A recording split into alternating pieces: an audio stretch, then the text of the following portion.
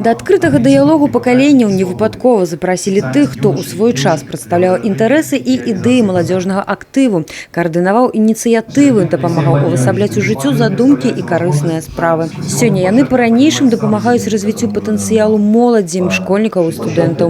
Ім было чым падзяліцца з удзельнікамі дыялогу, студэнтамі брэсцкіх універсітэтаў. В 2020 году 100 лет УКСМБ. Эта дата такая для нас особенная, потому что это 100 лет молодежному движению в Беларуси.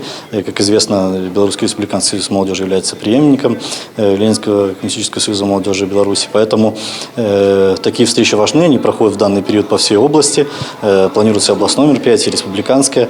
Поэтому общение с молодежью очень важно, потому что на самом деле мы можем здесь поговорить и с ветеранами того еще комсомола. Я в свое время отработал в этих организациях, прошел эту школу и был определенный опыт, то тогда, конечно, мы, когда работали с разного рода молодежными направлениями, мы реализовывали и, скажем так, и нестандартные молодежные направления, поэтому искали новые выходы, искали новые пути, и я думаю, что молодежи было бы тогда интересно. Сейчас тоже очень много проектов. Роля арганізацыі БРСМ у жыцці спікераў, прыклады пра агульныя ініцыятывы і традыцыі, якія паспяхова прыжыліся і сёння падтрымліваюцца новым пакаленнем.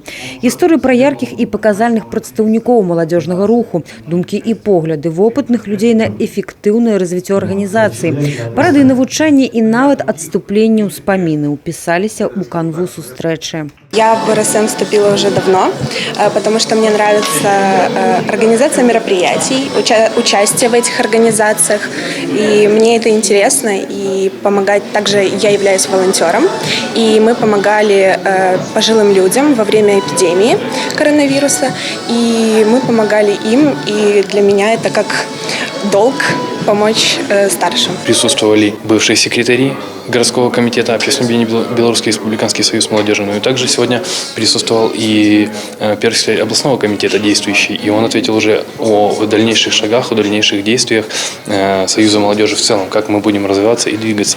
Поэтому я уверен, что молодежи сегодня эта встреча была интересна, познавательна. Захваць лепшыя традыцыі, прыўнесці свежыя ідэі. Галоўная задача актыўнай моладзі сённяшняга ўзору і выснова, да якой прыйшлі удзельнікі дыялога пакаленняў.